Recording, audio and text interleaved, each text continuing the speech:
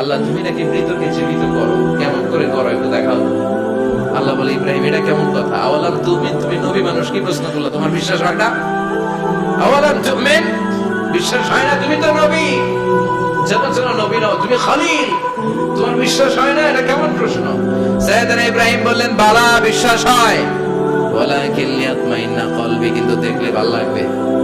আল্লাহ কেমন করে মৃতরে জীবিত করো তুমি দেখাও। আল্লাহ বললেন চারটা পাখিরে টুকরা টুকরা করো, জবাই করো, টুকরা টুকরা করো, পায়ের সাথে মাথা মিশাও, মাথার সাথে কলিজা মিশাও, টুকরা টুকরা করে ওই পাহাড়ের মধ্যে ছিটিয়ে দিয়ে আস। এরপরে এই পাশে এসে সুম্মা দুউন্না ইয়াতিনাকা সাইয়া, আমার নামে পাখিগুলোরে ডাক দাও। উনি এই পাশে এসে আল্লাহর নামে টুকরো টুকরো করে ছিটিয়ে দিয়ে আসা পাখিগুলোরে ডাক দিতে দেরি মুহূর্তে পায়ের সাথে মাথা, মাথার সাথে বডি লাগে জীবিত হয়ে পাখিগুলো দৌড়ে সাইয়েদনা ইব্রাহিমের কাছে চলে এসেছে।